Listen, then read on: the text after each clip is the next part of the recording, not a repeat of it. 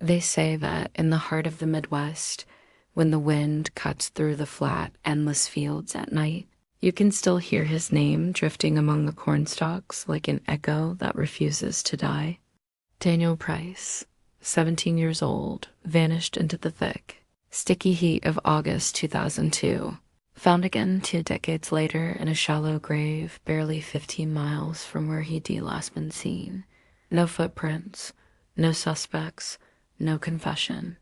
Just bones, brittle and quiet, and questions that twist in your mind long after you've driven away down those straight, lonely roads. I grew up in that same nowhere, a quilt of cornfields, rusting silos, dirt roads that loop you right back to where you started. Daniel was never my best friend, just another kid from the bus. He sat 3 rows ahead of me, always reeking of sweat and cheap cologne his mom bought at the dollar store, tapping a nervous rhythm on the seat rail like he was tapping out secrets in Morse code that only he understood. He had those eyes, half defiance, half some kind of sadness you couldn't put your finger on, like he knew there were things waiting out there in the dark that would eat him alive. The last time anyone saw him, it was the county fair, August 17th. The fireworks were just sputtering out over the dirt lot behind the Ferris wheel, the smell of fried dough and cheap beer thick in the muggy air. The older kids were slipping off into the fields behind the rides, chasing trouble, chasing kisses, chasing the rush of doing something you weren't old enough for. Daniel was there, leaning against the chain link fence, talking to someone no one could quite describe later. And then he wasn't. He stepped past the flickering lights, into the shadows between the trucks and the corn, and just dissolved. No one worried much at first. Daniel had done this before, disappearing for a night, sometimes 2. People blamed his father, a drunk with a mean streak who shouted more than he worked, and his mother, a ghost of a woman whose eyes seemed to look straight through you. Rumors bloomed like weeds. He'd run off to Chicago to find his older brother, or maybe Detroit, or maybe he hopped a ride with some trucker who promised him an escape hatch out of Pine County's nowhere roads. A few kids swore they'd seen him at the bus station. Sheriff Crawford, an old man with bad knees and a worse attitude, told everyone the kid would wander back when he got hungry or ran out of lies. But the days turned into weeks, the weeks into a season, and Daniel never wandered back. The flyers on the power poles went from bright white to yellow to gone altogether, stripped away by rain and wind. After a while, the stories dried up. Some folks liked to say maybe he decrossed someone, owed money he couldn't pay, stole from the wrong person, messed with the wrong girl. Small towns have long memories and short tempers. But no one came forward, no one talked under oath, no one saw a damn thing. Crawford boxed it up, called it a runaway, and told folks to mind their own, so we did. We grew up. We left or we stayed. We drove those same roads under the same moon, wondering if maybe we'd catch a glimpse of him, hitchhiking, half-starved, waiting for a ride home that never came. 20 years later, in the thawing spring of 2022, they found him, or what was left. A couple of local boys out playing treasure hunters with metal detectors. Behind an old barn found more than coins and scrap. They found a bone that shouldn't have been there. By dusk, Crawford's replacement, Sheriff Ellis, sharp-eyed, sick of inheriting the mess the old men left behind, had the place taped off and floodlit. By dawn, the news vans were parked like vultures at the edge of the muddy lot. Satellite dishes pointed to the sky like begging hands. I hadn't planned to come back. But when my sister called, her voice all shaky like she was 12 again, I felt that pull deep in my ribs. The place you promise I'll never see again has a way of dragging you back the second it senses you weak enough to answer. I stood at the edge of that blue tarp, watching deputies squat over brittle bones and a skull with a single perfect hole punched through the back. Execution style, they called it. Clean shot, no fight. No sign he'd been moved. Whoever did it left him where he fell and trusted the corn to keep its mouth shut, and it did. For 20 years. I stayed longer than I should have, holed up in a cramped room above the same diner where we used to skip first period for stale coffee and half-burnt toast.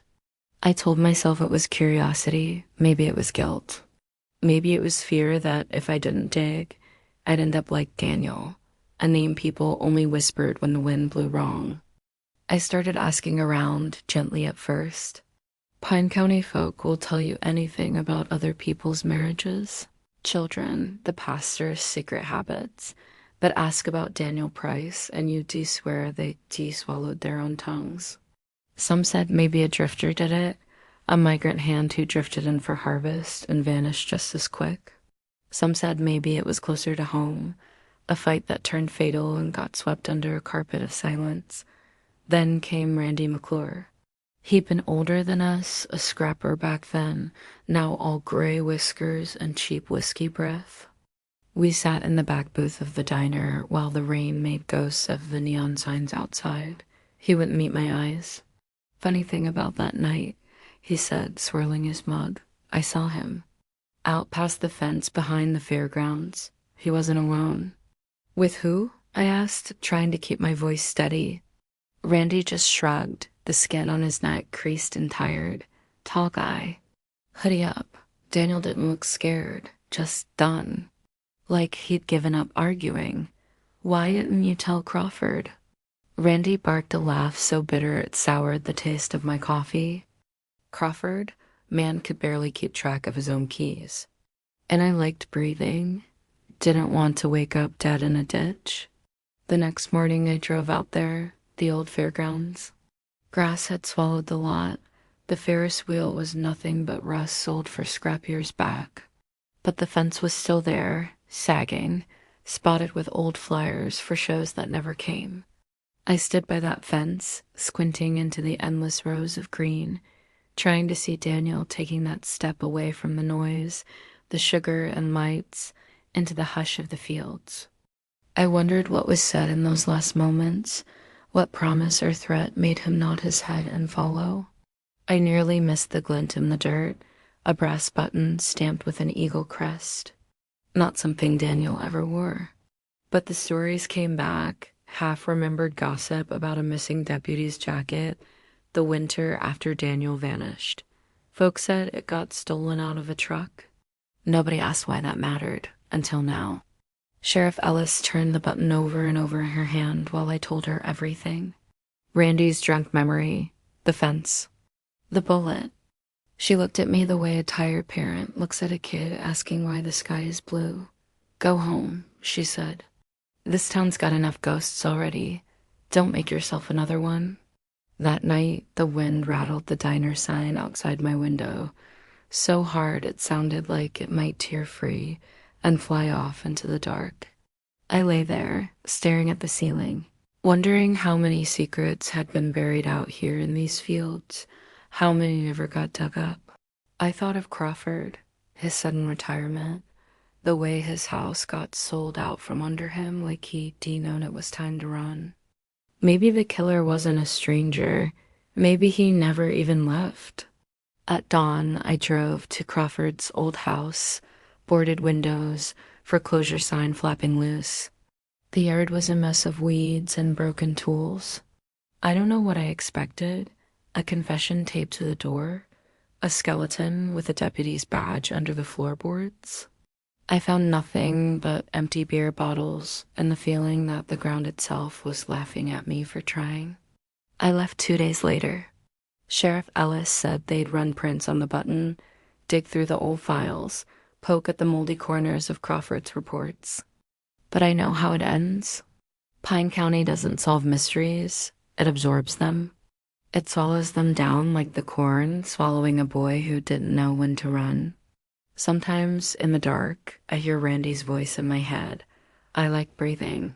We all do. That's why we look the other way. That's why we let the wind carry the name for us. Daniel Price, 17, stepped off the edge of the light and never came back. A name that rustles through the stalks when the fields bend in the night, whispering secrets no one wants to say out loud. And if you ever find yourself driving that flat stretch of road just before the harvest, roll down your window. Listen close. The fields remember, and they'll remind you some truths stay buried because we need them to. Subscribe for more secret truths you'll wish you never knew.